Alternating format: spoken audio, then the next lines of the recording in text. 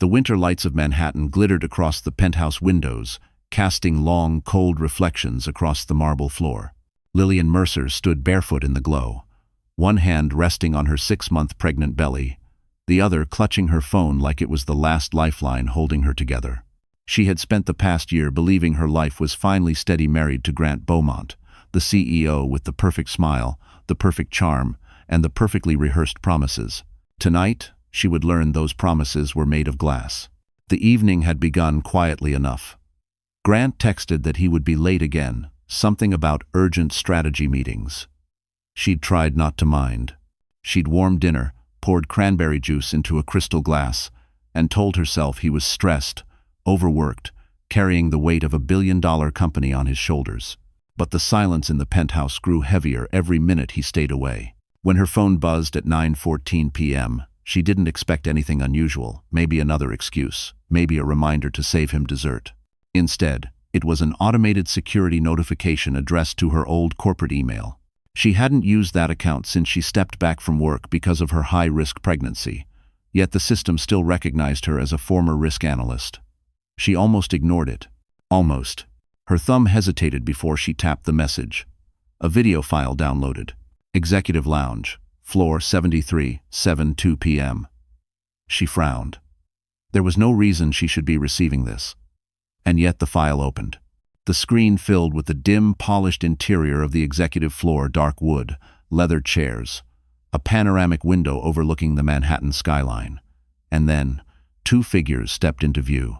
Grant, unmistakable in his tailored charcoal suit, and Sabrina Ellis, her best friend of 10 years, wearing a tight red dress Lillian had once helped her pick out. Lillian's breath froze. It wasn't just a kiss. It wasn't just betrayal. It was a full confession caught on camera. Grant's voice rolled through the speakers, low and careless. Once Lillian gives birth, she's done. Sabrina, you'll take her place. That woman has nothing left to offer the company. The words hit harder than any physical blow. Her vision blurred. Her knees weakened.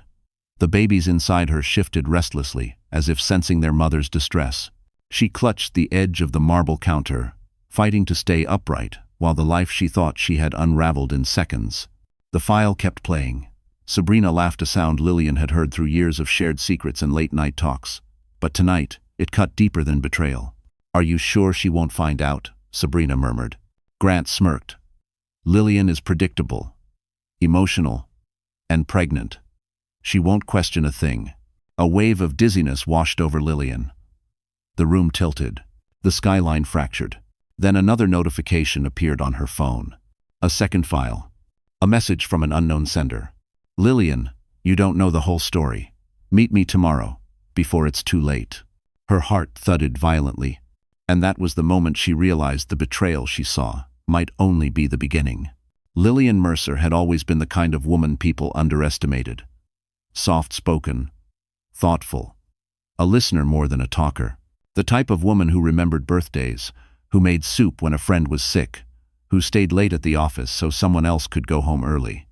Her strength wasn't loud. It was the quiet kind, the kind no one notices until it's tested. At 30, she had built a steady career as a financial risk analyst, respected for her precision and calm judgment. But when she learned she was pregnant with twins, her doctor insisted she reduce stress. High-risk pregnancy, they'd said. No all-nighters, no traveling, no chaotic corporate battles. Grant insisted she quit altogether, promising he would take care of everything. Back then, she thought it was love. She trusted him. Now, standing alone in the penthouse, she replayed the video again and again until the truth carved itself into her chest. The man she married, the man she had defended countless times, was openly mocking her. And Sabrina, the friend she once called family, was laughing beside him. But before this night, Lillian had never been helpless. She grew up in Ohio, raised by a single father who taught her that life didn't owe anyone anything. When he died unexpectedly 3 years ago, she mourned him with a depth no one around her could understand. Grant had been comforting then, gentle even, and she clung to that memory now like a fading photograph.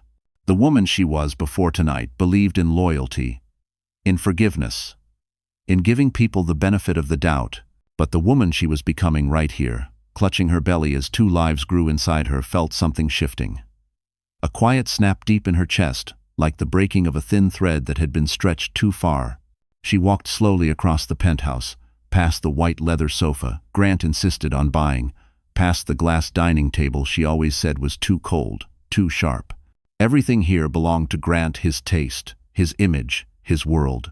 She had let him shape the space around her, let him guide decisions, let him carry the money, because she thought marriage was partnership. But now she saw the truth. He hadn't treated her like a partner. He'd treated her like a placeholder.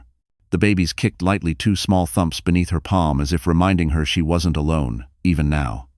"I'm here," she whispered to them, voice trembling. "I won't let anyone hurt us." Her phone buzzed again. This time, a long vibration. A message from Sabrina. "Are you awake? I'm coming by tomorrow. We need to talk. Something important." A bitter laugh escaped Lillian. Sabrina had no idea she'd been exposed. And Grant hadn't texted at all, not a word. Not even a lie to pretend he was still in that meeting. Lillian lowered herself onto the velvet chaise near the window. Outside, Manhattan glowed, cabs rushing, snow drifting, lights blinking like distant stars. People lived entire lifetimes in those windows. Some loved, some lied, some broke. She pressed a hand to her belly again. "We're going to be okay," she told the babies, though fear gnawed at her ribs. "I'll protect you, even if we're on our own." She had no plan yet. No allies. No family nearby. No clear path forward. But she wasn't the kind of woman who shattered and stayed shattered. Her father hadn't raised her that way. She felt something burning low and deep inside her, a spark, faint but steady. Then her phone lit up one last time. A new message. From the same unknown sender as before. "Lillian, don't trust anyone. Not even the people you think you know." Her breath caught. Someone out there knew more, and tomorrow, everything would change again. The next morning, Manhattan woke under a sheet of pale winter light, but Lillian barely slept. Every time she closed her eyes, the video replayed behind her eyelids: the executive lounge, the skyline, Grant's hands on Sabrina's waist. The casual cruelty in his voice stung more than the betrayal itself. She moved carefully through the penthouse, one hand braced against her lower back, feeling the heaviness of the twins pressing downward. Her body ached, but her mind buzzed with questions. Who sent the video? How did they get her old credentials? And why did the message say she didn't know the whole story? The clock read 8:32 a.m. when her phone buzzed again. Another notification, this time a system-generated message from Beaumont Tech's internal security. User L. Mercer accessed restricted file. Floor 73. Camera 3. Her stomach lurched. Someone inside the company noticed she opened the file. She shouldn't have been able to access it at all. Grant made her resign completely. No remote access, no authorizations, no confidential clearance. Yet somehow, her login still existed. And now someone was watching. Trying to steady her breathing, she walked to the kitchen, poured herself water, and set the glass down before her shaking hands, spilled it. She needed answers. That message from the unknown sender. "You don't know the whole story," echoed through her mind. Before she could think further, her phone rang. Unknown number. Her pulse jumped. She let it ring twice, 3 times, before answering. "Hello?" No voice. Only the faint hum of office air vents, the muffled sound of someone typing rapidly in the background. "Who is this?" she whispered. A low voice replied, barely above a whisper. "I can't talk long." Floor 73 wasn't an accident. Lillian froze. The voice continued, tense and rushed. "Your login wasn't deleted. Someone kept it active.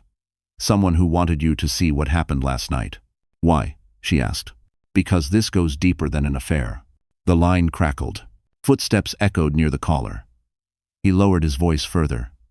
"Check your email again. I'm sending camera 5. "Camera 5? She repeated. "There were only 3 angles last time." A beat of silence. "There are 7 total. And not all of them are showing the same thing." Before she could ask anything else, the call ended abruptly. Lillian stood motionless, heart pounding, until a new email popped up. Her hands trembled as she opened it. Executive Lounge Floor 13 camera. 下午7点17分. Pause. The video loaded. This wasn't the wide angle she'd seen before. This camera captured the hallway just outside the lounge. Grant and Sabrina weren't the focus this time. Instead, another figure entered the frame, a man in a security uniform. He paused, listening, then quietly placed something under the hallway console table. A flash drive. Her breath hitched. Why hide a drive in the hallway? Then another figure appeared. Grant. He wasn't smiling now. He wasn't even touching Sabrina. He looked furious, agitated, checking his watch repeatedly, pacing like a man about to make a dangerous decision. Lillian leaned closer. In the reflection on the glass panel, she saw something chilling. Grant wasn't alone in the room earlier. There was someone else, another shadowed figure standing near the window, facing away from the camera. Someone she hadn't seen in the first videos. Someone who wasn't Sabrina. A second woman. Herr Pulsehammer. Who was she? Why was she there? And why had the first 3 cameras conveniently not shown her? A cold realization crept down Lillian's spine. The affair wasn't the whole story. It wasn't even close. Because what she saw on camera 5 suggested something far more sinister was happening behind the glass walls of floor 73. Lillian couldn't breathe. The realization that there had been a second woman on floor 73 clung to her chest like ice. Betrayal from her husband and best friend was already more than she could carry, but this new shadow, this unknown figure hiding in the room with them, hinted at a truth far darker than infidelity. She replayed the footage over and over, pausing at the faint silhouette near the window. Tall. Long hair. Standing still, as if waiting for something. Or someone. Why hide? Why be in that room at all? And why did the other cameras conveniently miss her? Grant had power, money, connections. Enough to manipulate footage. Enough to bury secrets. Enough to ruin lives. And Lillian, pregnant with twins, suddenly felt like she was standing at the center of a storm she never knew existed. Her phone buzzed. A text from Sabrina. Morning, babe. I'll swing by around noon. I miss you. Lillian's stomach turned. Miss her? Sabrina had spent last night wrapped in Grant's arms. Yet here she was, pretending to be the loyal friend. Pretending nothing was wrong. Pretending she wasn't sharing Lillian's husband. Lillian grabbed her coat, determined not to fall apart, inside the penthouse. She needed fresh air, clarity, space to think without the walls closing in. She stepped into the building's private elevator and pressed lobby. The elevator doors opened to a wave of cold air as she exited onto Fifth Avenue. Snowflakes drifted lazily, and the wind cut through her coat. She wrapped her scarf tighter, one hand protecting her belly. But with every step, the dizziness worsened. She wandered toward the Plaza Hotel across the street, needing somewhere warm, somewhere quiet.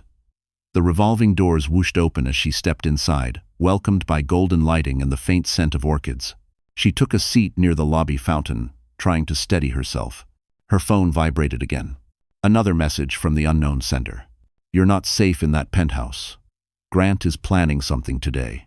Lillian's breath caught. Her fingers shook as she typed back. Who are you? Why are you helping me? No reply. Her heart raced. The babies kicked, agitated by her rising panic. It's okay, she whispered, rubbing her belly. I'm okay. I'm okay. But she wasn't. A sudden sharp pain shot through her abdomen. She gasped, gripping the bench with both hands. Spots danced in her vision.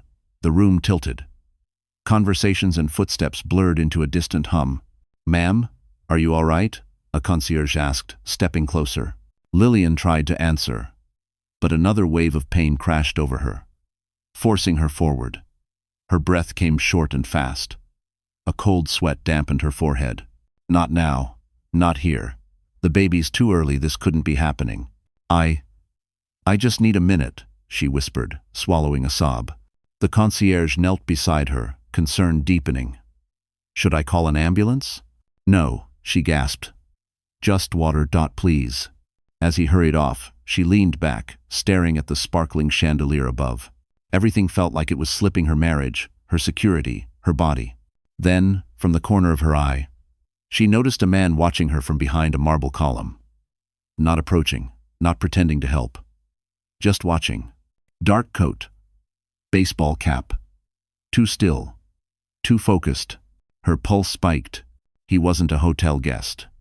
He looked like someone waiting for confirmation, waiting for her to collapse, waiting for... Before she could process more, the concierge returned with water. She blinked, and the man was gone. Vanished into the crowd. Lillian's heart hammered in her throat. Someone wasn't just watching her digital steps. Someone was watching her in real life. And if the unknown caller was right, Grant wasn't done hurting her. Not even close. By the time Lillian returned to the penthouse, the early afternoon light had turned harsh, slicing through the tall windows like a spotlight she didn't ask for. Her steps were slow, deliberate, each one reminding her she wasn't just carrying her own weight anymore. She was carrying 2 lives that depended on her staying strong. She had barely closed the door when she heard footsteps behind her. Grant. He stood in the entryway, loosening his tie, acting as though nothing in the world was wrong, as though he hadn't spent last night with her best friend. His expression was calm, collected, almost bored. "You look terrible," he said, stepping closer. "Did you even sleep?"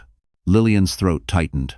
She wanted to scream, wanted to throw the phone at him and demand answers for every lie, every betrayal.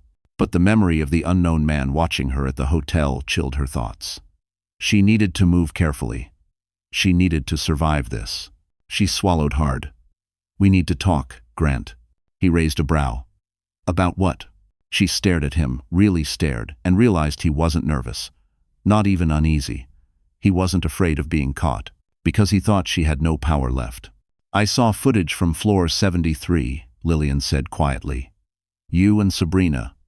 I heard everything you said about me." Grant blinked once. Slowly. Then he exhaled a short, irritated breath. "Jesus, Lillian.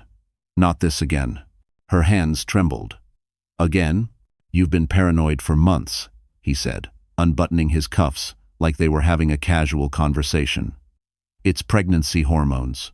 Emotional instability is common. You can't trust your judgment right now." Her chest tightened. "Grant, this wasn't a feeling. I saw you." He stepped closer, lowering his voice. "And I'm telling you, you misunderstood what you saw." "I misunderstood you kissing Sabrina?" She shot back. He rolled his eyes. "Oh, please. Sabrina is dramatic. She clings, she cries. I was comforting her because she's overwhelmed with work. You twisted it into something else because your mind is fragile." Fragile. The word sliced like a blade. He reached for her arms. She flinched backward instinctively. Grant's jaw flexed. "Lillian, you need help. You're jeopardizing your health and the baby's health with this paranoia." "I'm not paranoid," she said, voice breaking. "Yes," he snapped, "you are. And frankly, you're embarrassing yourself." Her heart sank. This wasn't just denial. This was strategy. He wanted to make her doubt her own sanity. He wanted her unsure, dependent, apologizing for even breathing wrong. "Where were you last night?" Lillian asked. "At work," he said without blinking. "I have the timestamp from the security system." Then the system glitched. He shrugged. "It happens. God, Lillian, listen to yourself." She felt the room tilt again, the pressure in her ribs tightening. The babies shifted anxiously, sensing the tension. She pressed a hand to her belly, steadying herself. Grant's gaze flicked to the gesture, then to her face. Something cold flickered in his eyes, calculating, almost annoyed. "You quitting your job was supposed to help us," he said. "But now you're creating problems that don't exist." "Grant, someone is following me," she whispered. "At the plaza, today there was a man." "Because you're imagining things," he exploded. "If you keep this up, I'm calling your doctor. You're becoming a danger to yourself." His stomach dropped. This wasn't concern. This was a threat. A warning dressed as compassion. If he convinced a doctor she was unstable, if he convinced the board she was emotional, if he convinced anyone she was unwell, she could lose everything. Even her babies. Tears blurred her vision, but she refused to let them fall in front of him. She straightened her shoulders, though her voice trembled. "I'm not crazy." Grant stared at her for a long moment, then shook his head slowly, like a disappointed parent. "You need rest, Lillian. Go lie down. Stop working yourself up over fantasies." Fantasies. Her chest burned.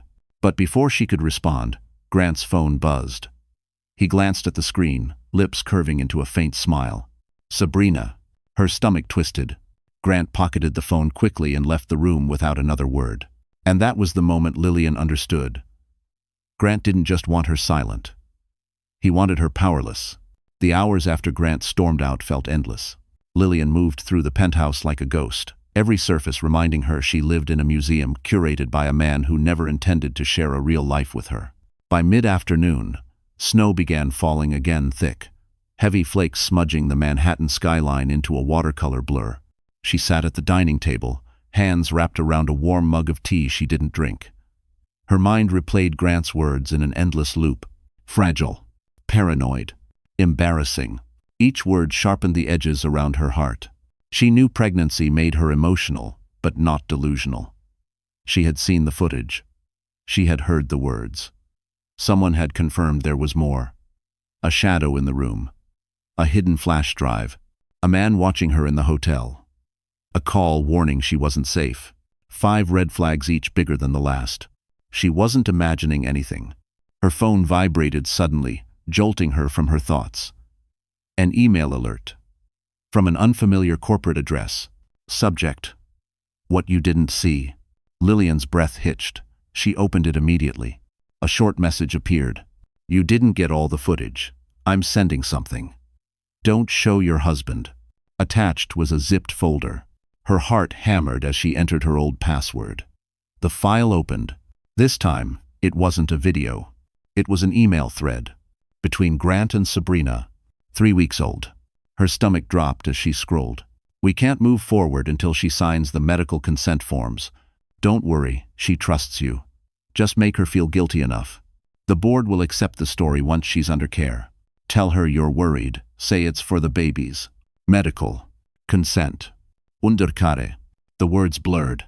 No, no, no. Her fingers shook violently as she clicked the next message. Sabrina had written, she's already unstable. It won't be hard. Once she's admitted, we can move her things quietly. She doesn't need to know anything. Admitted. Admitted where? Lillian's pulse pounded in her ears. Her vision tunneled. They weren't just trying to discredit her mentally. They were trying to have her committed on paper, for her safety, just long enough to shift assets, sign documents, transfer power. She covered her mouth, a muffled cry escaping her throat. The betrayal took on a new, cruel dimension. This wasn't personal. It was strategic, calculated, surgical. Her phone buzzed again. Another email from the same sender. This one contained a single scanned page. A form. Her name was printed at the top. Voluntary admission, patient consent. And beneath it, a blank line for her signature. The babies kicked hard, sensing her fear. She pressed a hand to her belly, forcing herself to breathe through the rising panic. They wanted to take everything, her stability, her children's future, her life's work. They wanted her out of the way. Silenced, institutionalized and labeled unstable. It would take days, maybe hours, for Grant to move assets offshore. By the time she got out, she would have nothing. Someone knocked at the penthouse door. Lillian froze. Another knock, firmer this time. She stood slowly, every instinct screaming danger. No guest was expected. Grant wasn't supposed to return until late. Her breath caught as she approached, each step measured. She looked through the peephole and felt her knees weaken. Sabrina, her best friend, her husband's secret lover, the woman plotting to have her locked away, stood outside holding takeout bags like they were about to have a girls' afternoon. Lily, Sabrina called sweetly. Open up. I brought your favorite soup. I want to check on you. Lillian stepped back, one hand clutching her stomach. No. Not now. Not after everything she'd just learned. The knocking grew lighter, almost playful. Come on, babe, Sabrina murmured. Let me in. Fivery. Lillian stared silently at the door, her heart thundering. Because now she knew Sabrina wasn't here to comfort her. She was here to execute the plan. Lillian didn't open the door. She stood frozen in the quiet hallway, the rhythmic knocking from Sabrina turning into a slow, taunting tap. Like a cat pawing at a trapped mouse. Lily, Sabrina called again, sweeter this time. Please, I'm worried about you. Worried. The word curdled in Lillian's stomach. She backed away as silently as she could, clutching her phone, praying the babies would stay calm. Every nerve in her body screamed, that if she opened that door, if she let Sabrina into her home, she might never get another chance to walk out freely. After one long minute, the knock stopped. Another 30 seconds of dead silence. Then the elevator dinged, footsteps faded, Sabrina was gone. Lillian slumped against the wall, breath shaky, sweat beading at her temples despite the cold. She sank to the floor slowly, mindful of her belly, trying not to sob. Fear was a living thing now, thick, heavy, breathing down her neck. Her phone buzzed in her hand. Unknown number again. Not Sabrina. Not the anonymous emailer. This time, a message. I'm downstairs. Don't panic. I need to speak with you. It's important. Her chest tightened. She typed, "Who is this?" The reply came instantly. Rowan Hale. Her heart skipped. Rowan, the quiet, brilliant private equity chairman she met 3 years ago at a financial ethics summit. They'd spoken for maybe 20 minutes, shared a laugh over weak conference coffee, then parted ways. He had emailed her once afterward, thanking her for a thoughtful conversation. Nothing more. Nothing improper. And yet she remembered him. The calm confidence, the kindness in his eyes. The way he listened like what she said mattered. What on earth was he doing here? A second message appeared. I know about the video, about Sabrina, and about what Grant intends to do with the medical forms. Her stomach flipped. Please, he added, let me help. But we can't talk in your penthouse. It isn't safe. Her pulse hammered in her ears. The unknown warnings, the shadow in the video, the man watching her at the hotel, everything pointed in one terrifying direction. She wasn't safe anywhere near Grant. She pulled herself up, grabbed her coat, and slipped out the back exit of the penthouse, one only housekeeping staff used. She moved slowly but deliberately, hand on the wall, breath steady, down one service elevator, through a maintenance corridor, out into a discreet side entrance. The cold slapped her cheeks as she stepped into the alley. A sleek black Mercedes idled near the curb. The back door opened. Rowan stepped out. He looked exactly as she remembered, tall, composed, impeccably dressed, but there was something new in his expression now. Urgency, worry. Lillian, he said softly. Just her name. No questions, no panic, just warmth. She felt something inside her chest loosen at the sound. How? How do you know all this? She asked, pulling her coat tighter around her belly. Rowan glanced around before guiding her toward the open car door. Because my firm is preparing to acquire Beaumont Tech Holdings, he said quietly. I've been reviewing internal documents, recordings, security logs, things you were never supposed to see. She inhaled sharply. And Grant has been planning this for months, Rowan continued. Removing you, replacing you, transferring assets under Sabrina's name, and institutionalizing you so you can't legally contest it. A tremor ran through her. Rowan's voice softened.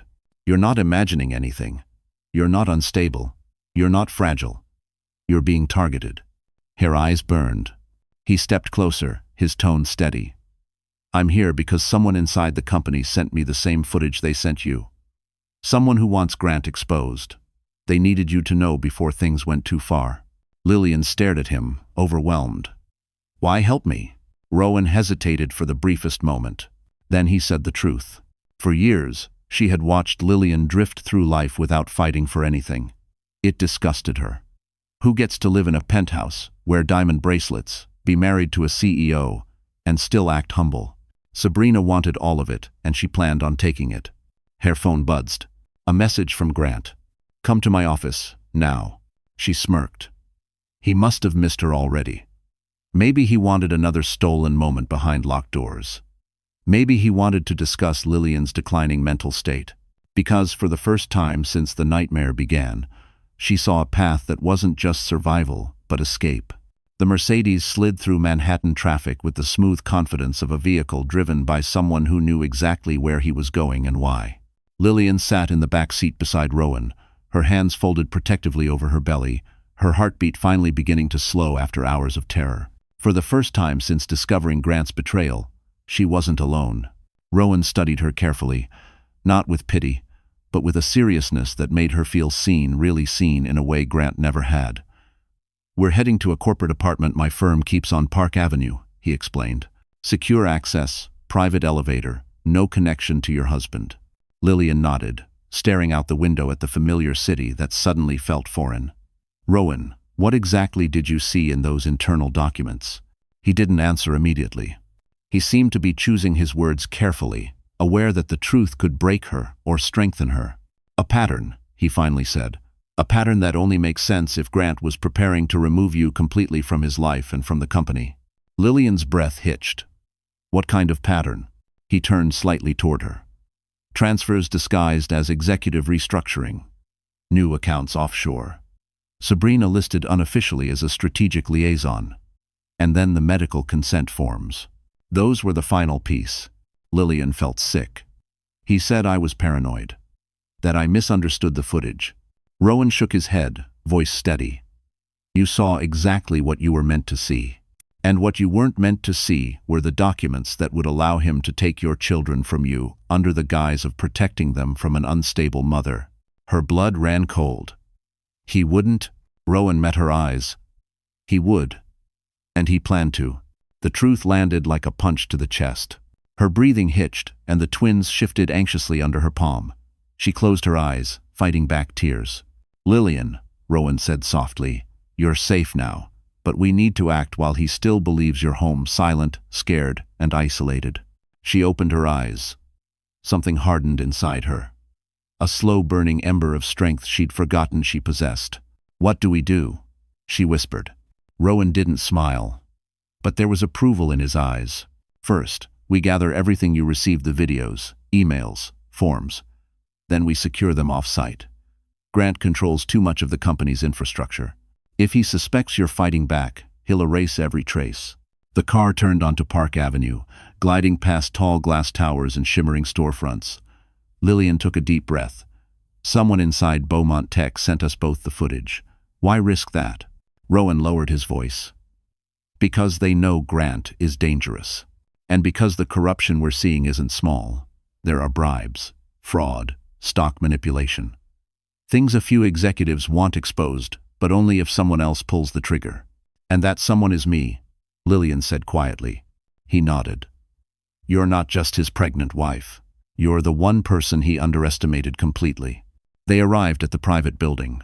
The lobby was quiet, elegant, with marble floors and soft lighting. A private elevator opened with a keycard, taking them straight to the top floor. The apartment was warm, modern, safe. But Lillian barely noticed the decor. She turned to Rowan the moment the door closed. "So, what's next?" Rowan placed a folder on the table. "This is everything my team found: documents, recordings, internal memos. If we combine them with what you have, we can expose him to the board. We can stop the offshore transfers. We can freeze his authority over company assets. And we can strip him of power before he strips you of everything." Lillian touched the folder with trembling fingers. "He took my job, my dignity, my trust. But he won't take my children." Rowan looked at her with something that wasn't just determination, something warmer, deeper. "No, he won't." Lillian drew a slow breath. For the first time, fear loosened its grip. The betrayal still burned, but beneath it, a new feeling stirred. Resolve. Strength. A quiet fury Grant never saw coming. And as Lillian opened the folder, ready to begin the fight of her life, she didn't realize that the next piece of evidence would reveal a secret even Grant never intended anyone to uncover. While Lillian studied the documents Rowan gave her, the other woman in this twisted triangle, Sabrina Ellis, was living her own fantasy. A fantasy built on lies, ambition, and the belief that she had finally replaced the woman she pretended to love. Across town, Sabrina strutted through the glass doors of Beaumont Tech as if she owned the place. She held a latte in one hand and her phone in the other, dressed in a fitted cream coat, her heels clicking sharply against the polished floor. She felt powerful, irresistible, destined for greatness. Grant had promised her everything: the title, the lifestyle, the legacy, and she believed him. She always believed men like Grant, the ones who looked at women like trophies and treated loyalty like a disposable accessory. Sabrina had never been satisfied with being the friend, the helper, or the side character. She wanted the spotlight, the title, the name on the door. Today, she was convinced she was closer than ever. Inside her office, she opened her laptop to finalize a press release she had drafted the night before: a soft announcement, showcasing a future leadership expansion. Her name wasn't explicitly mentioned, but she'd carefully inserted lines hinting at her upcoming role as a strategic executive partner. She imagined the headlines. Beaumont Tech CEO, expected to formalize partnership with PR director. Influential woman rises to power next to industry giant. Sabrina Ellis. The new face behind the Beaumont legacy. She leaned back in her chair, a slow smile curling on her lips. Lillian would never see this coming. That naive, emotional, fragile little woman. Sabrina scoffed aloud, twirling a pen between her fingers. For years, she had watched Lillian drift through life without fighting for anything. It disgusted her. Who gets to live in a penthouse, wear diamond bracelets, be married to a CEO, and still act humble? Sabrina wanted all of it, and she planned on taking it. Her phone buzzed. A message from Grant. "Come to my office, now." She smirked. He must have missed her already. Maybe he wanted another stolen moment behind locked doors. Maybe he wanted to discuss Lillian's declining mental state. Maybe he wanted reassurance that Sabrina would be ready when the transfer of assets was complete. She smoothed her hair, added lip gloss, and made her way down the hall. But when she entered Grant's office, she found something she didn't expect. Grant wasn't smiling. He wasn't reaching for her. He wasn't even looking at her. He was pacing fast, his phone in his hand, his jaw clenched tight. "Grant?" Sabrina asked, confused. "What's wrong?" He stopped abruptly. "Did you go to the penthouse today?" Sabrina blinked. "Yes," she didn't answer. "I think she's still upset, so I went." "Did she see you?" He cut in sharply. "No, I don't think so." "She never opened the door." Grant dragged a hand through his hair. "Someone accessed our internal files this morning. Camera footage, email threads, the offshore transfer schedule. Someone sent it to her." A chill crawled down Sabrina's spine. What exactly did she see? "Enough," Sabrina faltered. "But she won't do anything, right? She's too emotional, too overwhelmed." Grant spun toward her with a glare so sharp it made her step back. "Stop underestimating her." Sabrina stiffened. Grant continued, voice low and angry. "If she goes to the board with what she has, we're finished, both of us." "That's not possible." "It is."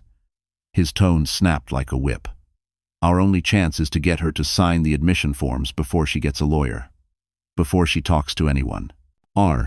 Sabrina swallowed hard. Grant stepped closer, lowering his voice. "You told me you could handle her. You said she trusted you." "I can," Sabrina stammered. "I can get her to sign something if we just plan it." Grant's phone buzzed. He looked down. His eyes widened. Sabrina leaned in. "What? What happened?" Grant's voice dropped to a whisper. "She left the penthouse hours ago." Sabrina shook her head. "Where would she go?" Grant's face drained of color. "She's with Rowan Hale." Lillian moved through the penthouse like a ghost, every surface reminding her she lived in a museum curated by a man who never intended to share a real life with her. By mid-afternoon, snow began falling again thick, heavy flakes smudging the Manhattan skyline into a watercolor blur. She sat at the dining table, hands wrapped around a warm mug of tea she didn't drink. Her mind replayed Grant's words in an endless loop. Fragile, paranoid, embarrassing. But she won't do anything, right? She's too emotional, too overwhelmed. Grant spun toward her with a glare so sharp it made her step back. "Stop underestimating her." Sabrina stiffened. Grant continued, voice low and angry. "If she goes to the board with what she has, we're finished, both of us." "That's not possible." "It is." His tone snapped like a whip. "Our only chance is to get her to sign the admission forms before she gets a lawyer. Before she talks to anyone." Her phone buzzed with unread messages, 5 from Sabrina, 3 from Grant, 1 from an unknown number she didn't dare open yet. She wasn't ready. But Grant was. And he wasn't going to wait. At 8:47 p.m., her phone rang again. Not Sabrina. Not the unknown sender. Not Rowan's team. Grant. Lillian stared at the screen, her throat tightening. Everything in her told her not to answer. But fear and a need to know what he planned pushed her to swipe the call open. "What do you want, Grant?" she asked, voice small but steady. He didn't bother with greetings. "Come home." "No." His laugh was soft, mocking. "Lillian, Don't make this difficult. You lied to me, she whispered. You cheated on me. You were planning to have me committed so you could steal. Watch your words, he snapped sharply, tone turning dangerous. You're emotional, exhausted. I'm willing to forgive this little episode, but you need to come home. Now. I'm not coming back. Pri, you don't have a choice. Her stomach tightened. Is that a threat? It's a fact. His voice dropped low, cold, controlled, lethal. Open the door, Lillian. A chill crawled up her spine. What door? The penthouse door, he said. I'm standing right outside it. Lillian froze. Rowan looked up from across the room at the exact moment her face drained of color. He stood immediately, silent but alert. Grant continued. I rang the bell twice. You didn't answer. Open the door. Foreign. Her pulse pounded so loudly she could barely hear. Grant thought she was home. He thought she was inside the penthouse, terrified, alone, and waiting for him to swoop in and fix her broken, emotional state. He had no idea she'd escaped hours ago. Grant, she said carefully, I'm not there. A pause. A long, tense silence. Then he hissed, Where are you? She didn't answer. Lillian, he said, voice tightening. If you care about our children, you'll tell me where you are. That's not going to work on me anymore. Grant exhaled through his nose, a sound filled with anger he couldn't quite hide. You're acting irrational. You're putting the babies at risk. You need supervision. You need rest. Just open the door and let me in. She closed her eyes. Goodbye, Grant. She hung up. Rowan stepped closer. What did he say? He's at the penthouse. He thinks I'm inside. Rowan's jaw tightened. Then he's losing control faster than we expected. Sandy. A sudden vibration shook her phone security cam footage from her own smart system. Grant pounding on the penthouse door. Grant shouting into her voice-controlled home system. Grant trying to override the lock with his executive code. Grant stepping back to place something on the door's fingerprint reader. Rowan snatched the phone from her hand and stared at the footage. He brought a biometric override kit. That's not a visit. That's a forced entry attempt. Lillian's breath trembled. He thinks he can drag me out? Yes, Rowan said quietly. Because he's done it before metaphorically. He believes breaking your will is his right. Her eyes stung. Another message from the unknown sender appeared. He's not alone. He brought someone with him. Lillian's stomach dropped. Who? A new image appeared. Security still frame. Back hallway. 2 figures. Grant. And a woman. Not Sabrina. The same tall, long-haired shadow from camera 5. Rowan's expression darkened. Who the hell is she? Before Lillian could respond, another still frame arrived. This time, clear. The woman's face visible. Someone Lillian hadn't seen in years. Someone she never expected to be anywhere near Grant. Someone with every reason to despise her. Her estranged half-sister, Clara Mercer. Why is she with him? Lillian whispered, voice cracking. Rowan's voice dropped low. Because Grant isn't just destroying your marriage. He looked straight into her eyes. He's aligning with the one person who knows exactly how to destroy you. And for the first time, Lillian realized the betrayal wasn't a triangle, it was a war with more enemies than she ever imagined. Lillian didn't speak for nearly a full minute. The sight of Clara Mercer, her estranged half-sister, the woman who hadn't spoken to her in 10 years standing beside Grant, was a blow she never saw coming. A wound old enough to scar, deep enough to bleed again. Clara, with her perfect posture. He thinks he can drag me out? Yes, Rowan said quietly. Because he's done it before metaphorically. He believes breaking your will is his right. Her eyes stung. Another message from the unknown sender appeared. He's not alone. He brought someone with him. Lillian's stomach dropped. Who? A new image appeared. Security still frame. Back hallway. 2 figures. Grant. And a woman. Not Sabrina. The same tall, long-haired shadow from camera 5. Rowan's expression darkened. Clara hates me, but why would she help him? Rowan hesitated. Because she thinks helping him hurts you. And Grant knows exactly how to weaponize broken relationships. Lillian felt the twins shift, sensing her distress. She pressed a hand to her belly and took a shaky breath. Clara doesn't know the truth about our family. She only knows what she convinced herself to believe. Grant must have fed her lies. He's good at that, Rowan said quietly. That's why we need to move fast. Oh. He crossed the room to a sleek glass desk and opened his laptop. Within seconds, multiple windows flashed across the screen: corporate servers, security logs, financial audits. Lillian had seen analysts work fast, but Rowan moved like a man fighting a clock only he could hear. Grant's next move will be the servers. His voice was tight, focused. Everything tying him to the offshore accounts, the shell companies, the medical forms gone. If he wipes the internal system before we expose him, the board won't have anything to use against him. Lillian moved behind him, gripping the back of the chair for balance. Can you stop him? I can try, Rowan said, fingers flying over the keyboard. But whoever is helping him knows the infrastructure well. And they've already started locking down the audit trails. Her pulse quickened. What does that mean? It means, Rowan said, that someone inside is erasing the logs as we speak. Janpang. Lillian felt the room tilt. But we have copies. Copies don't matter without metadata, Rowan said. We need the original timestamps, the system signatures. Without those, Grant will claim the footage is fake. Her heart dropped. He set this all up knowing he could delete the evidence. Yes, Rowan said. And he's already begun. He turned the laptop so she could see. Server 12. Access denied. Server 14. Purging logs. Server 18. Administrator override. Unknown user. Server 21. Wipe in progress. 14%. Lillian's knees nearly buckled. Rowan, if he wipes everything, he'll walk away clean. Not if we beat him to it, Rowan said, voice steady, eyes sharp. There is one server he can't reach remotely. The old physical backup system on floor 58. The company barely uses it anymore. But the audit trails auto-sync every night. If we pull those files before he gets there, we can prove everything.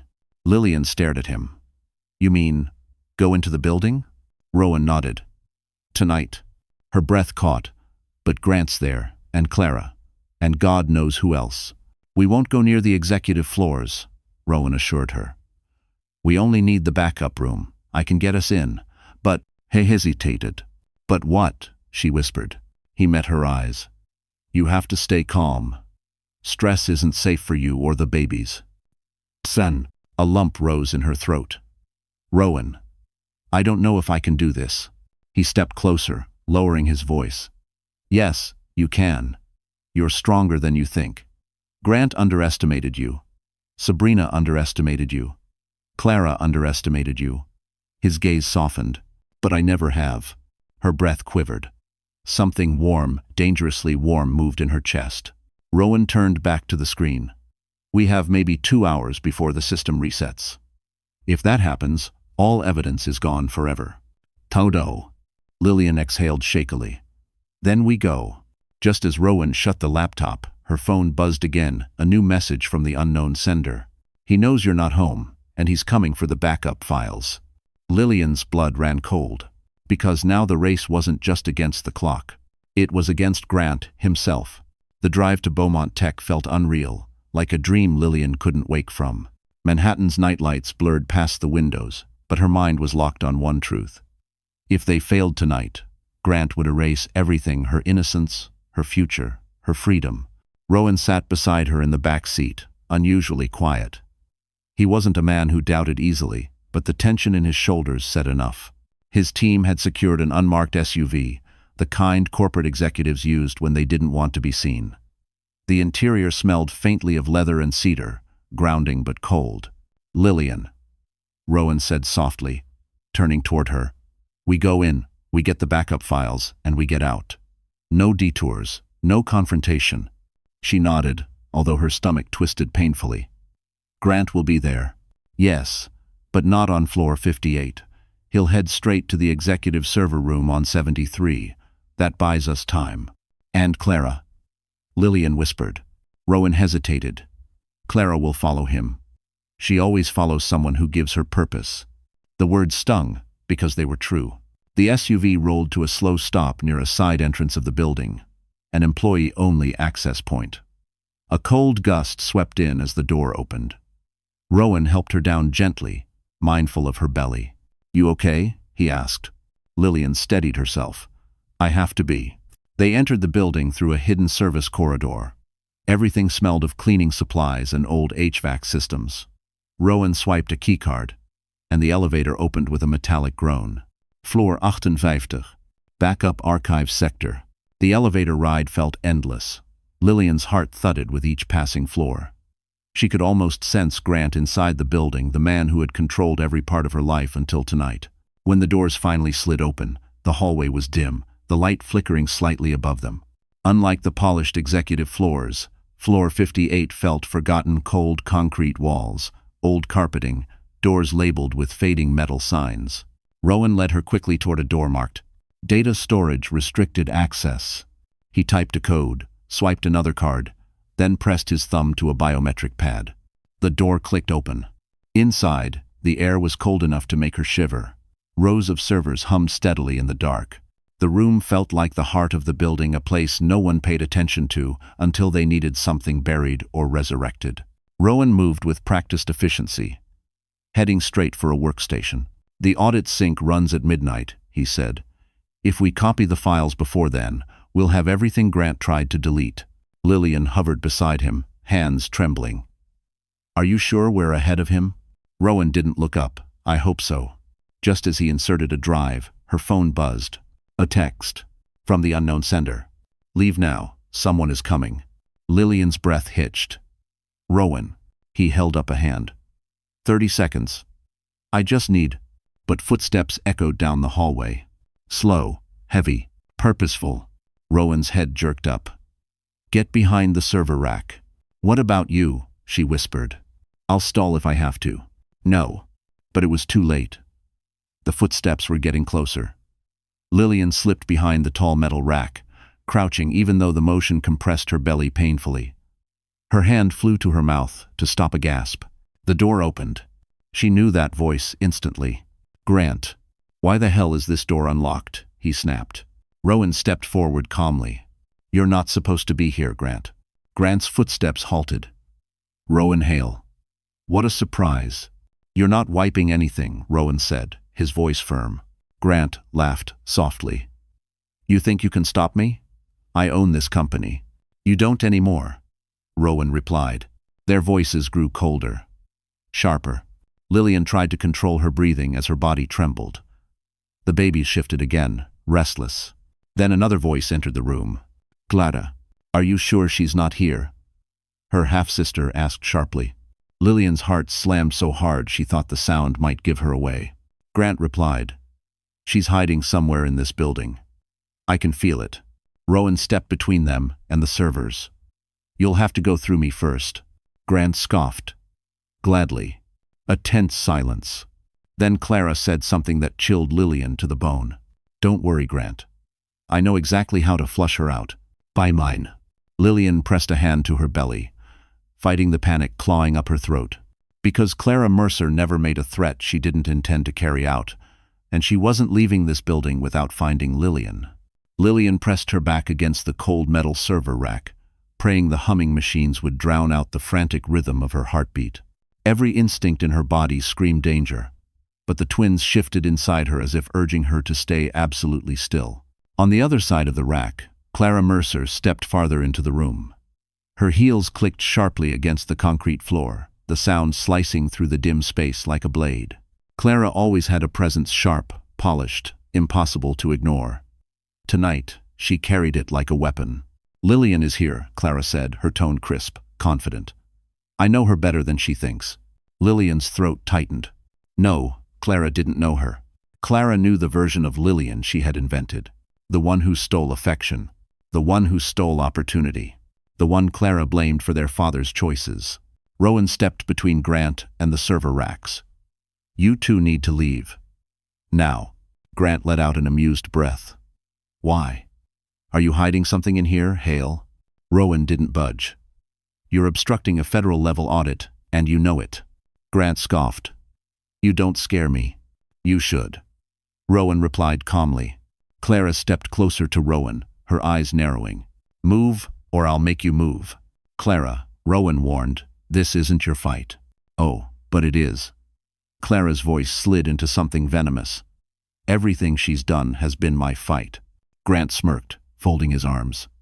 Clara has personal motivations. Personal. The word stung more than it should have. Really? Rowan asked quietly. You're willing to destroy Lillian for him? Clara's eyes flickered. Not with guilt, never guilt, but with something colder. Something rehearsed. I'm helping someone who actually values me. Something Lillian never bothered to do. Lillian's chest tightened so painfully she had to brace her hand against the rack. Clara's resentment ran far deeper than she realized. Grant motioned toward the desk. Move, Hale. I'm wiping these servers. Rowan stepped closer instead. No. Clara's patience cracked. Her voice sharpened with a decade of bitterness. You always take her side. Everyone does. Even when she ruins everything. Even when she walks away with everything I should have had. Lillian felt the words like a slap. Clara continued, voice trembling with fury she'd clearly held onto for years. You think I don't know Dad left those shares to her? You think I don't know she got the best of his attention while I got scraps? Lillian's breath caught. Clara knew about the will. Grant's lips curled. You said she wouldn't fight back. Looks like you were wrong. Clara didn't blink. She can't fight. She's weak. She always has been. From her hiding place, Lillian felt something inside her snap. Not fear, not grief. Resolve. She wasn't weak. She was pregnant, betrayed, cornered, but not weak. Rowan lifted his chin slightly. Whatever your issues are with Lillian, this isn't the time or place. Clara laughed an unhinged sound. You don't understand. Grant gave me what she never would. A chance to prove I'm better. Grant didn't correct her. He didn't deny using her. He didn't care. Rowan's voice chilled. Clara, you're being manipulated.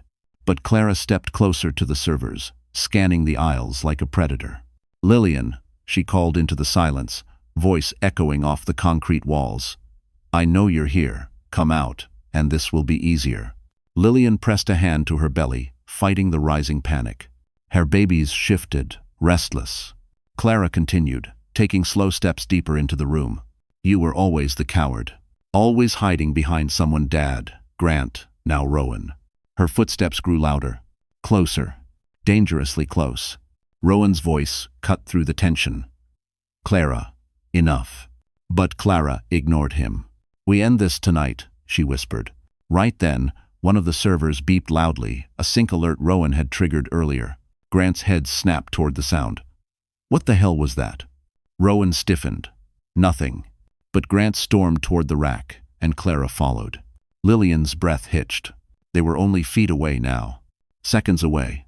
Clara reached out to embrace. Touching the edge of the rack, Lillian hid behind.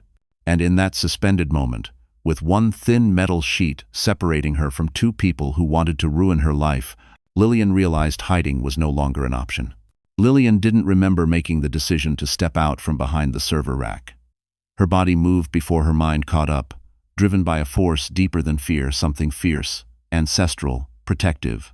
The babies kicked sharply as if urging her forward. The moment Clara saw her, she froze.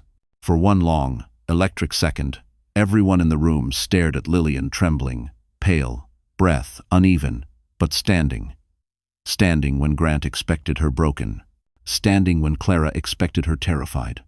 Standing when every trap laid for her had been designed to keep her silent. Grant's expression flickered between shock and fury. Lillian, what the hell are you doing here? Rowan stepped in front of her instantly, shielding her. Don't you dare take another step toward her. But Grant wasn't looking at Rowan. His eyes were locked on Lillian, blazing. You're out of your mind. You could have hurt the babies coming here. Do you understand that? Lillian swallowed, her voice shaking but clear. The only person who's a danger to my children is you. That cut through the room like a blade. Grant's nostrils flared. You've been manipulated. Who showed you those videos? Who fed you lies? Clara crossed her arms tightly. This is pathetic. She's always been dramatic. But Rowan's voice was calm steel. She's not dramatic, she's informed. He reached into his coat and pulled out a slim folder, one Lillian hadn't seen him bring in. Hard copies. Printed timelines. Authentication codes. Evidence Grant couldn't wipe or deny. Grant laughed, too loudly. Paper.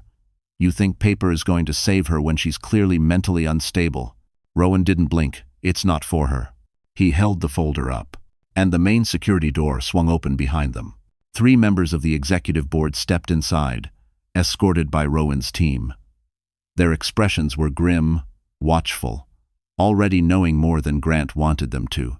Board chairwoman Eleanor Pierce, sharp, poised, and ruthlessly fair, took a slow step forward. "Mr. Beaumont," she said coldly, "we received an anonymous tip that our servers were being tampered with. Imagine our surprise walking in to find you here." Grant stiffened. "This is a misunderstanding, is it?" Eleanor cut in. "Because according to the digital logs your own systems produced before they were altered, you attempted to erase audit trails tied to offshore transfers and unauthorized asset shifts." Grant's jaw clenched. "That's absurd. Someone is framing me." "Truly?" Eleanor looked past him at Rowan. "Mr. Hale," she said, "do you have the documentation?" Rowan handed her the folder. Grant stepped forward aggressively. "You can't trust him. He's been trying to take over my company for months." Eleanor ignored him, flipping through the pages. Her expression darkened with every entry. Clara's face pallid. But the real blow came when Rowan pulled a small black device from his pocket and connected it to a nearby monitor. Camera footage, audio recordings, emails, transfer log, medical forms, Sabrina's messages, Grant's voice plotting to replace his wife. Everything played at once, a mosaic of betrayal that filled the room with the undeniable weight of truth. Grant lunged toward the monitor. "Turn that off. That footage is doctored." Eleanor raised a hand sharply. "Enough." Her voice echoed in the server room. "Mr. Beaumont," she said, "I am placing you under immediate suspension pending legal review. You are relieved of all executive authority effective this moment." Grant froze. "What?" Eleanor stared him down. "Security is waiting upstairs, and the forensic team will take over these servers. Your access ends now." Clara stumbled back, eyes wide. "You can't do this. He built this company." Eleanor's gaze cut to her with chilling precision. "And you are?" Clara's lips parted, but no words came. The board members closed in around Grant, not touching him but forming a wall he couldn't push through. Grant turned slowly toward Lillian. His voice dropped to a quiet, dangerous growl. "You think you won tonight. But this isn't over." Rowan stepped forward, blocking him completely. "Yes, Grant. It is." Grant's eyes narrowed, hatred, confusion, disbelief swirling all at once. He was a man watching his carefully built empire crumble in real time. Security arrived at the doorway. "Mr. Beaumont," one of them said, "you need to come with us." Grant didn't move, not until Rowan added, calm and final, "You lost." At that, Grant's expression cracked, but as he was escorted out, Clara turned toward Lillian, her face twisted with something between rage and desperation. "This isn't over for you either," she hissed. "You think exposing him will save you? You have no idea what's coming." Lillian steadied herself, one hand on her belly. For the first time, she didn't flinch, because she knew one thing with absolute certainty now. The truth was finally on her side. The news broke before dawn. Lillian woke on Rowan's Park Avenue sofa to the vibration of her phone messages pouring in, dozens at a time. Her vision was still blurry from exhaustion, but one headline flashed so brightly it almost burned. Beaumont Tech CEO suspended internal fraud investigation launched. Another. Grant Beaumont removed from board meeting after altercation. Poor. And then one that made her sit upright, hands instinctively cradling her belly. Company stock plummets 28% overnight. Her heart thudded unevenly. She scrolled, absorbing the details with growing disbelief. Financial analysts speculated wildly some predicted bankruptcy, others a hostile takeover. Investors demanded answers. Employees panicked online. The trading floor on Wall Street opened in less than an hour, and the chaos was only beginning. Footsteps approached from the hallway. Rowan entered, wearing a dark sweater and holding 2 mugs of herbal tea. He looked tired but steady as if he'd been awake for hours. "You saw the headlines," he said gently, setting a mug beside her. Lillian nodded, throat tight.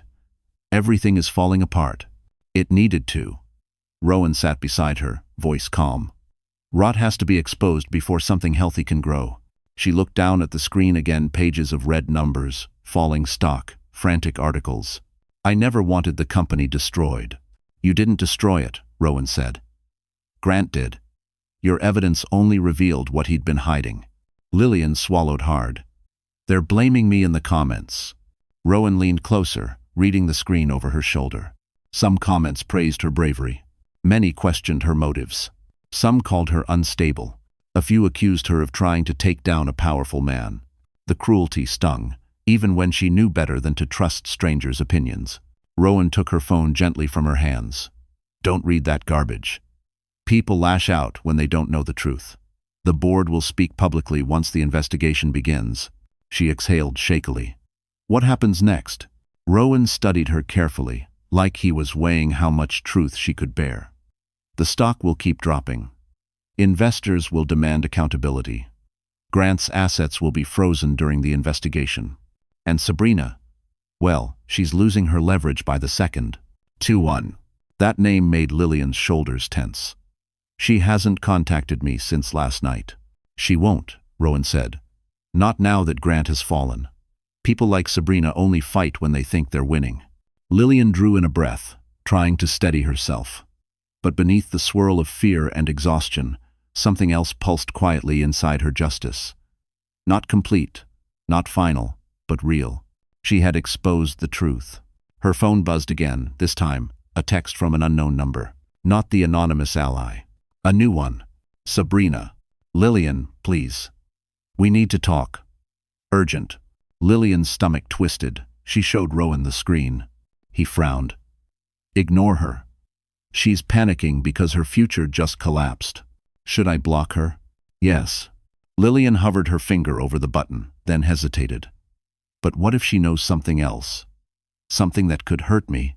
Rowan considered that. If she did, she wouldn't text you. She'd leak it to the press. This is fear-driven. Lillian finally blocked the number. Her breath steadied. Then Rowan's phone buzzed. He checked it, and his entire expression shifted.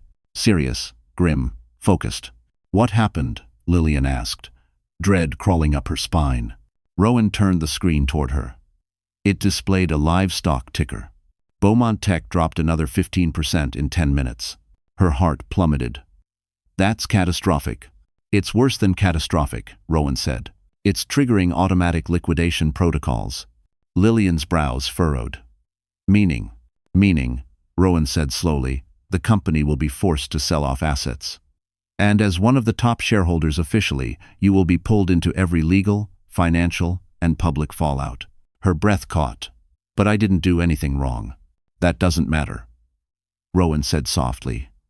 They will demand your involvement, your testimony, your presence.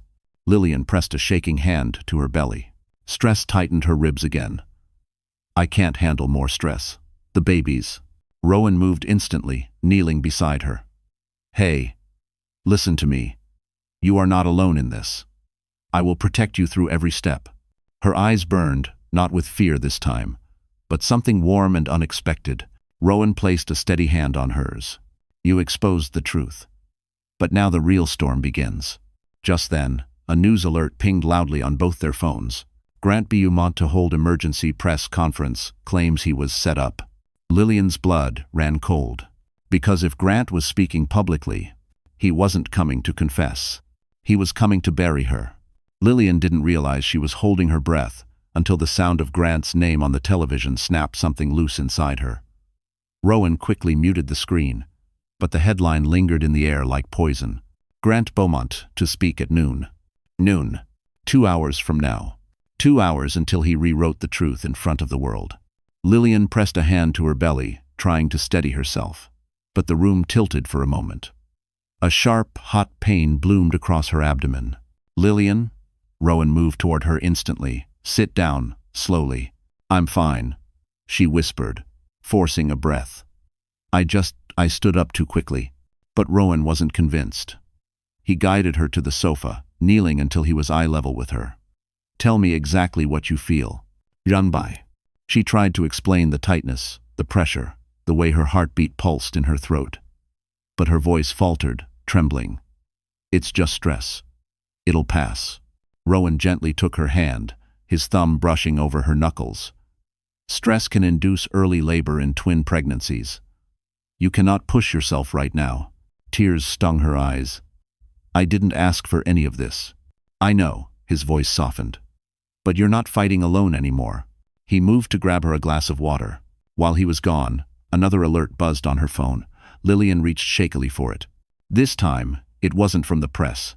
It wasn't from Sabrina. It wasn't from the anonymous ally. It was from Clara. Just one sentence. You should have stayed fragile. Her stomach knotted. A wave of dizziness swept over her, and she squeezed her eyes shut. Rowan returned, placing the glass in her hand. Drink. Slowly. She did, but her hands were unsteady. Clara messaged me. Rowan tensed. What did she say? Lillian handed him the phone. His jaw tightened. She's unhinged. And she's angry because the narrative she built for years just fell apart. Lillian swallowed. Do you think she'll try to hurt me? Rowan hesitated. Not long, but enough. I think Clara is unpredictable, he admitted. And unpredictable people are dangerous. Her heart thudded unevenly. She hates me, Rowan. I never understood why. I never took anything from her. She didn't want your life, Rowan said softly. She wanted someone to blame. Before Lillian could respond, Rowan's phone rang sharply. He answered, his expression shifting as he listened. When he hung up, he looked at her with measured calm. That was my team. Grant just arrived at headquarters.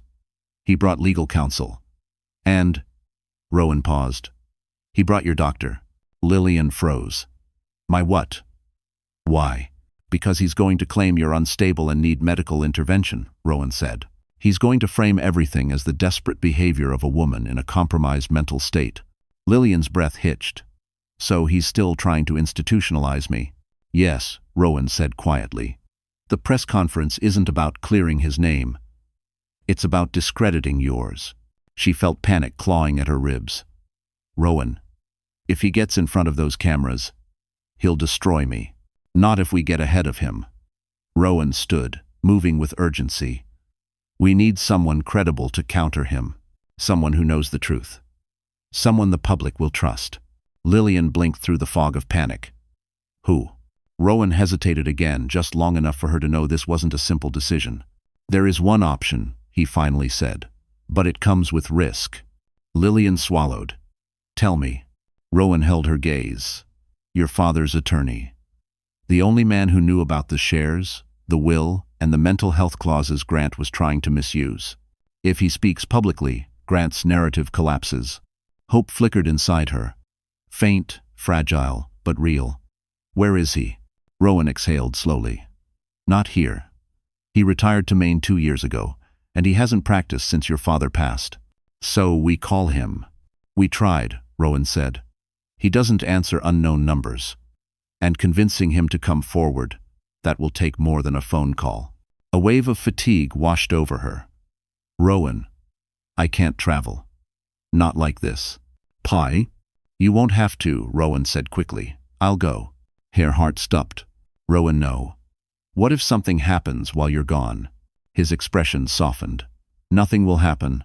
I'll put security at every door. You'll be safe.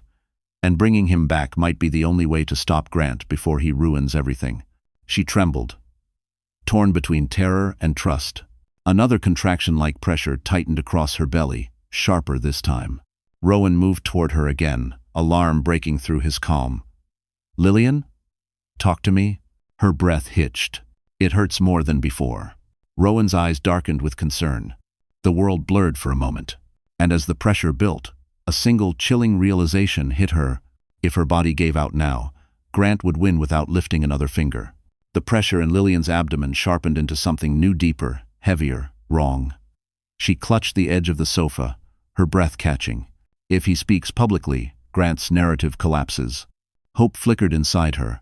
Faint, fragile, but real. Where is he? Rowan exhaled slowly. Not here. He retired to Maine 2 years ago, and he hasn't practiced since your father passed. So we call him. We tried, Rowan said. He doesn't answer unknown numbers. And convincing him to come forward, that will take more than a phone call.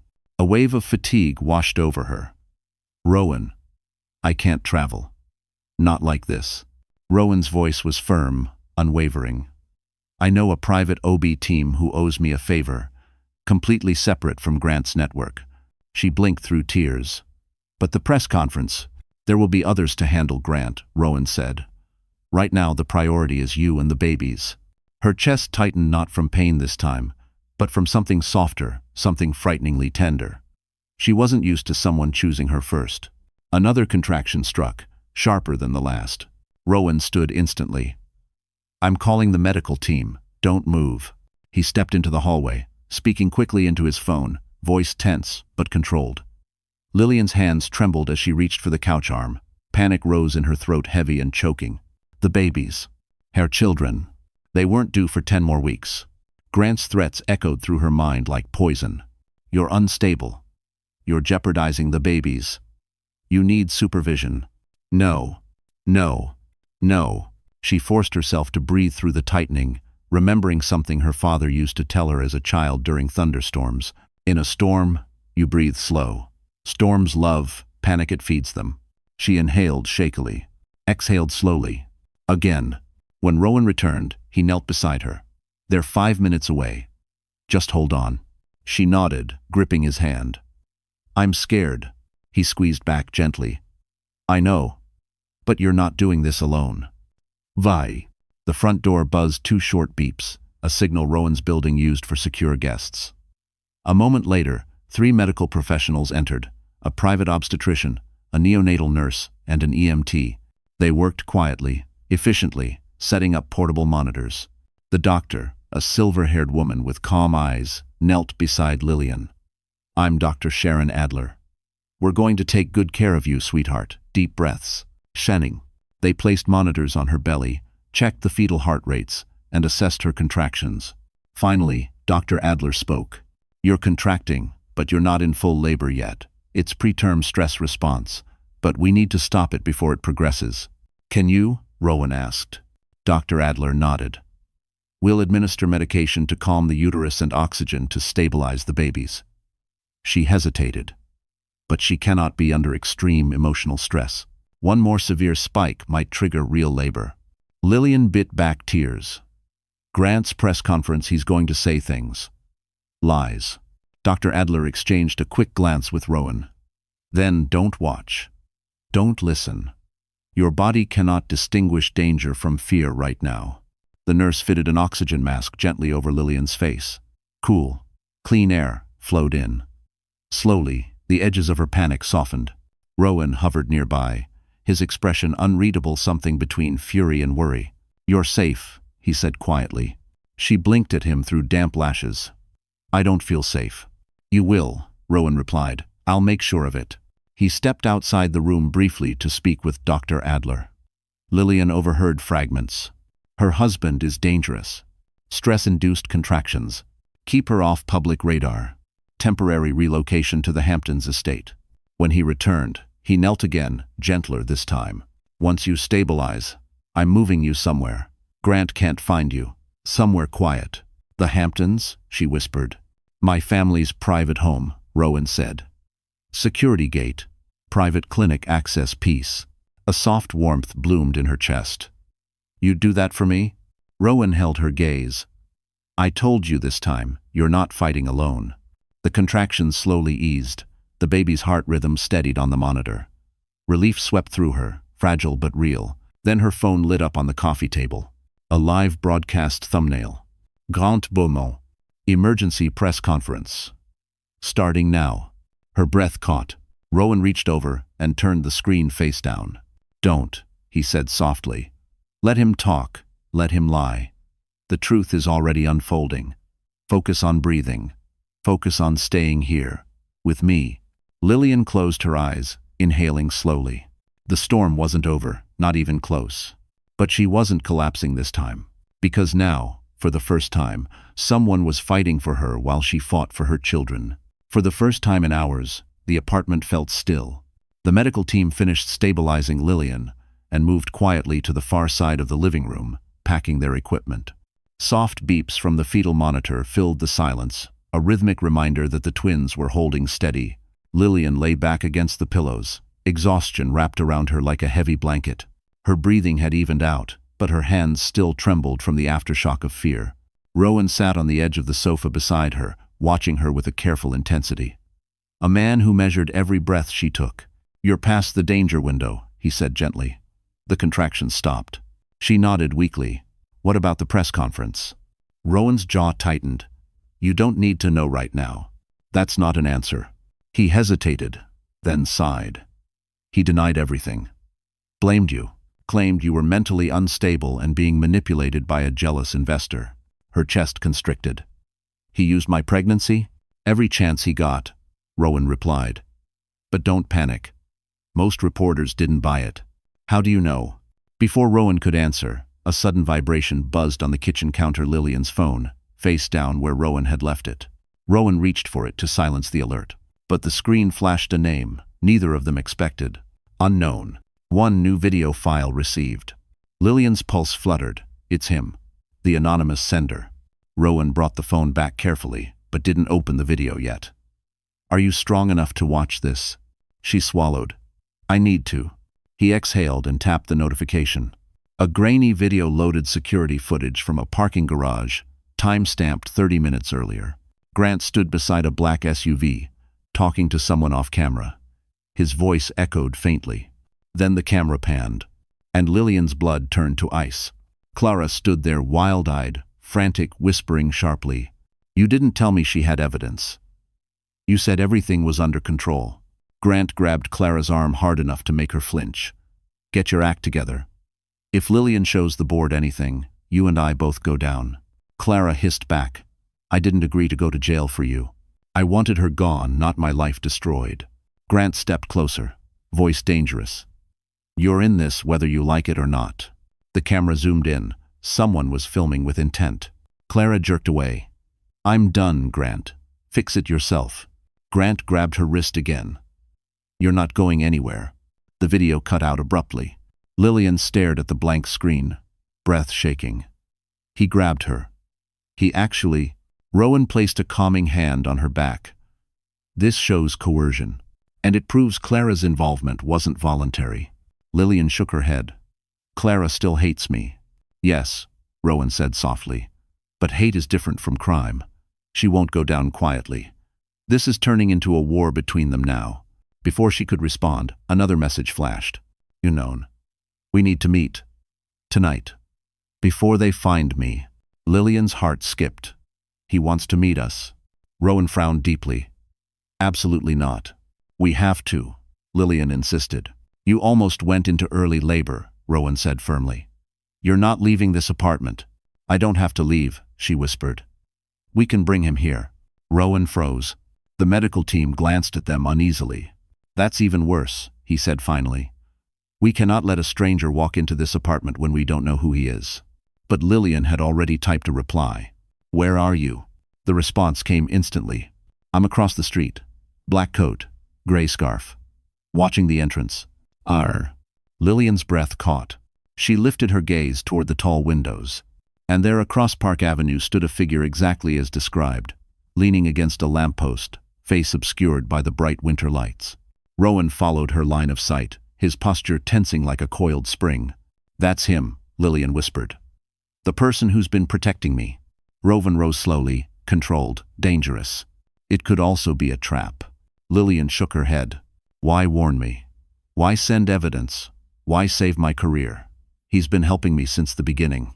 Rowan exhaled through his nose. "If I go out there, I'm not leaving you alone. Not for a second." "Then we go together," she said quietly. Rowan looked at her, and realized there would be no changing her mind. Finally, he nodded. He grabbed his coat, checked the hallway cameras, and positioned 2 guards outside the door. "Stay behind me," he said. Lillian stood on shaky legs, one hand on her belly.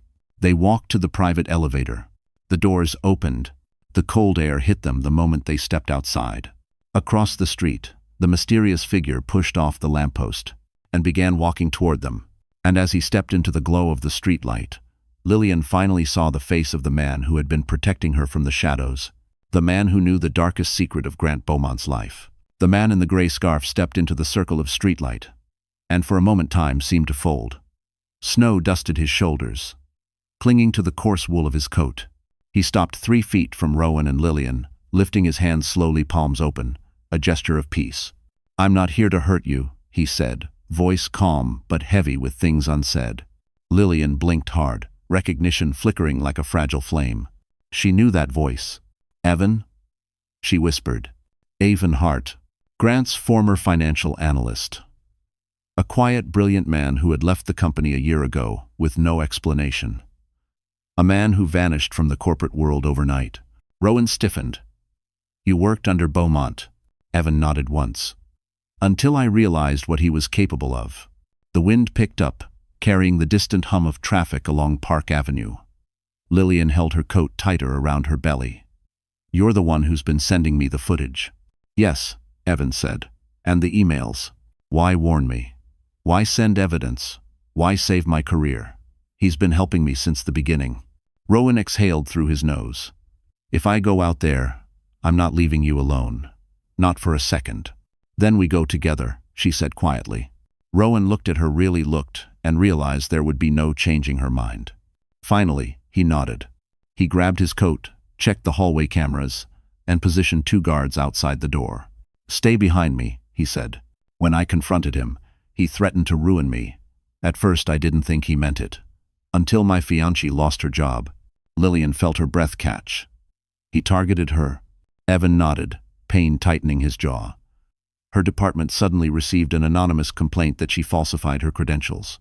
Total lie. But enough to get her fired." His voice broke slightly. 3 months later, we split up.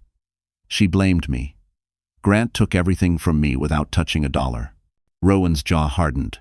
Classic Grant. Evan's eyes lifted to Lillian. "When you married him, I hoped you'd be safe. You looked happy. I figured he'd treat you differently." He swallowed. "But when I saw the medical consent forms he drafted, when I heard him and Sabrina laughing about replacing you, I knew I couldn't stay silent." Lillian's hand tightened over her belly. "You saved me. You saved my children." Evan's expression softened. "I didn't save you. You saved yourself by believing what you saw. Most people, they don't see Grant clearly until it's too late." Rowan crossed his arms. "Why show yourself now? Why meet in person?"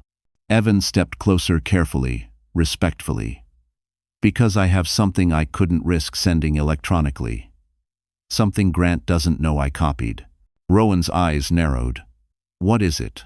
Evan reached into his coat and pulled out a small, battered flash drive, silver, scraped, clearly carried for months. "This," he said, holding it out, "contains recorded conversations between Grant and 2 board members who helped him funnel company money into private accounts. And something else." Lillian felt the air freeze. "What else?" she whispered. Evan looked straight into her eyes. Regret etched deep into his features. "A confession," he said. "One he made the night Sabrina told him she was pregnant last year." Lillian's words died in her throat. "Sabrina? Was pregnant?" Evan nodded slowly. "She miscarried early. Before anyone knew. Grant blamed you." The world tilted. Rowan reached for her elbow, stabilizing her. "He said," Evan continued quietly, "that you were too soft, that being married to you made him feel weak. He said he needed a woman who could help him build the empire he wanted, not someone who needed protecting." Lillian's heart cracked, but not from heartbreak. From clarity. She had spent years thinking she was the fragile one in the marriage. But Grant had feared her softness, her integrity, her insistence on honesty, things he could never control. Rowan's voice sharpened. "Evan, this confession, why didn't you bring it to the board sooner?" "I tried," Evan murmured. "They dismissed me. Grant told them I was unstable, that I stole from the company. They believed him. But now, with everything collapsing, they'll listen." Rowan extended his hand. "Give it to me." Evan placed the flash drive in his palm. "Protect her. That's all I ask." Lillian felt tears slip down her cheeks. "Evan, why risk everything again? For me?" He looked at her with something like quiet sorrow. "Because you were kind to me once. You didn't remember it. But I did." "When?" she whispered. "At the holiday gala. You told me my report saved the quarter. No one had ever thanked me before." His smile was small, Sad. I figured the world needed someone like you, more than it needed someone like me. A long silence followed. Then Evan stepped back, pulling up his scarf. They'll come after me now that I've shown myself. I can't stay. Rowan frowned. Where will you go? Somewhere they don't look for people who tell the truth. He took one last long look at Lillian. End this, Lillian. Not just for yourself, but so he never hurt someone else again. Then he turned and disappeared into the drifting snow, leaving silence in his wake. Lillian clutched Rowan's coat sleeve as another truth washed over her. With this final piece of evidence, she finally had the power not just to fight Grant, but to destroy him completely. Grant Beaumont had always been a man who walked into a room believing he owned it. But on the morning after the board meeting, as he strode toward the courthouse surrounded by reporters and flashing cameras, he looked like a man fighting the tide suit, wrinkled, hair unkempt, anger leaking through every step. Mr. Beaumont, is it true you misused investor funds? Did you attempt to have your wife institutionalized? Were you involved in offshore tax fraud? He said nothing. His jaw locked, eyes dark with a fury he could barely contain. But fury wouldn't protect him now. Inside the courthouse, the air was stale and cold, like an old file room full of forgotten secrets. Grant sat at the defense table with two attorneys' men he once barked orders at. Now they spoke to him in hushed tones, like handlers calming a dangerous animal. Across the aisle, the prosecution team organized their evidence. Thick binders, labeled drives, certified transcripts, and at the center of the evidence pile, Rowan Hale's folder, Evan's flash drive, everything Grant had spent years hiding. The hearing began with a stern judge, his tone clipped. Mr. Beaumont, before we address charges, we will review the emergency submission of new evidence. Grant's attorney stood. Your Honor, we ask that any material sourced from anonymous individuals be omitted until its validity is confirmed. But the judge raised a hand. The board of Beaumont Tech has already authenticated these records. Sit down. Grant's face flushed with rage. The prosecutor approached the bench. Your Honor, we will begin with Exhibit 1. The courtroom screens lit up. Grant's voice filled the room. Once Lillian signs those forms, she's out of the picture. Gasps ripple through the room. Grant slammed a fist on the table. That recording is taken out of context. The judge glared. You will remain seated. Next came the footage from the server room, the confrontation with Clara and Rowan. Grant lunging. Clara insisting Lillian had to be flushed out. Then the audio from the offshore account meetings. Then the emails. The memos. The forged medical documents. Each piece struck like a blow. Grant's breathing grew loud, animalistic. His attorney whispered, "Stop reacting.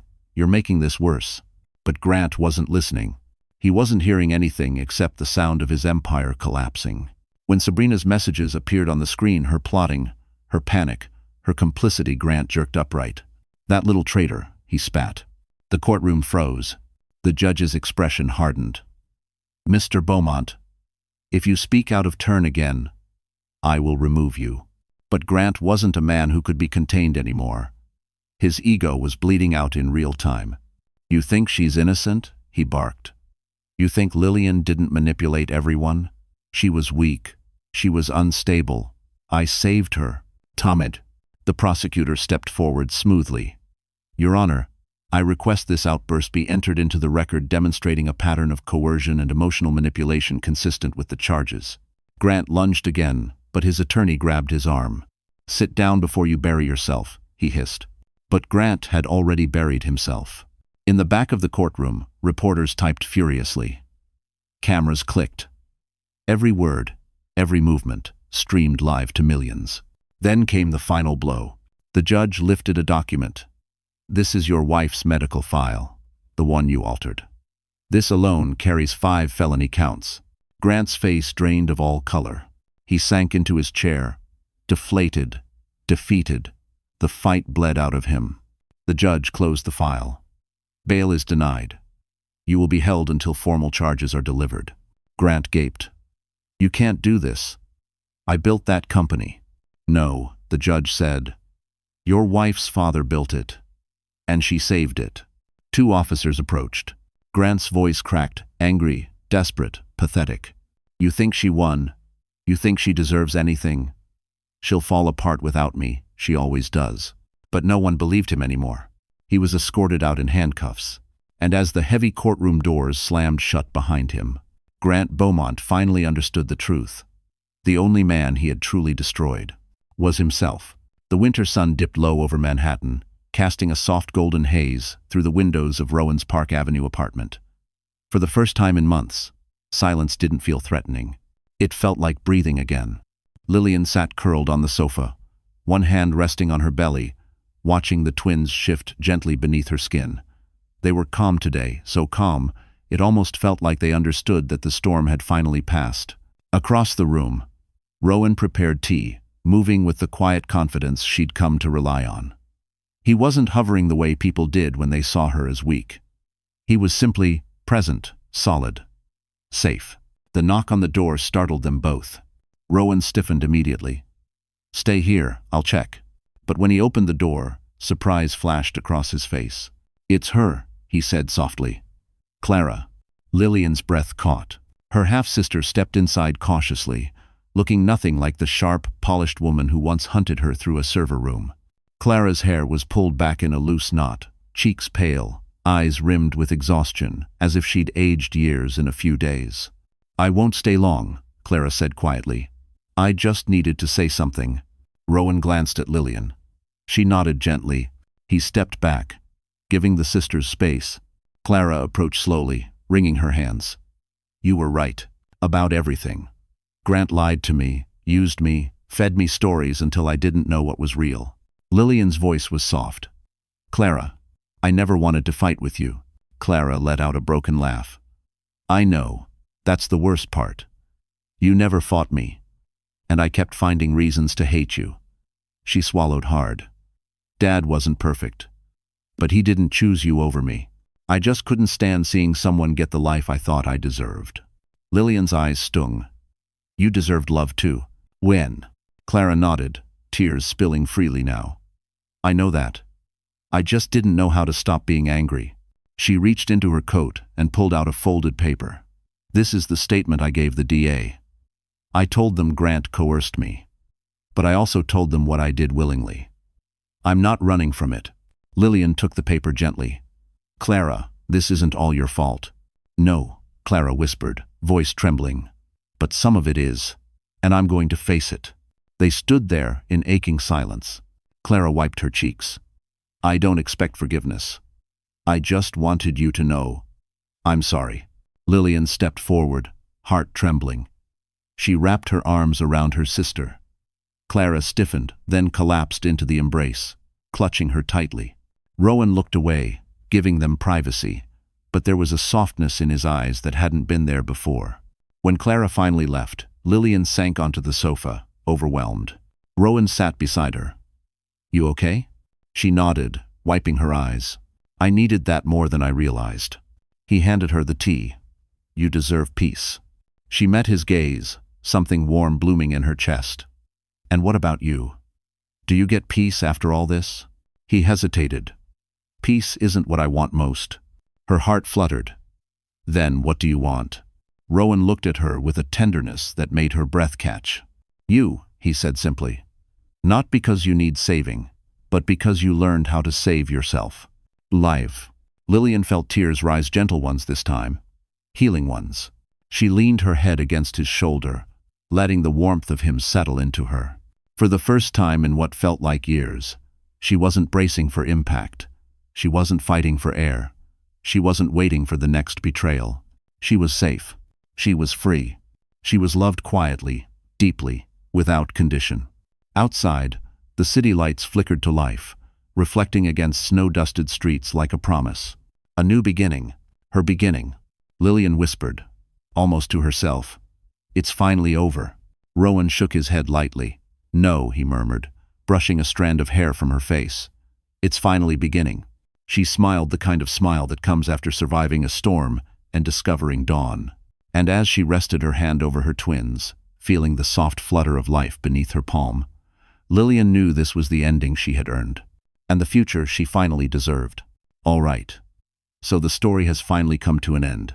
And if you are still here, watching, listening, feeling every twist and every heartbeat until the very last moment.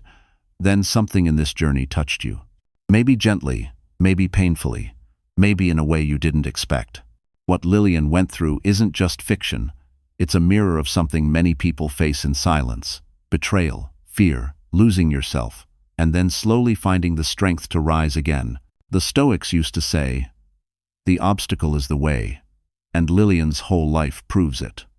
Sometimes the very thing meant to break you becomes the reason you finally stand up. Marcus Aurelius wrote, "You have power over your mind, not outside events." And that is exactly how healing begins. The moment you stop waiting for someone to save you, and you choose yourself instead. So, if you're listening right now, take this with you. You are stronger than the storm you survived.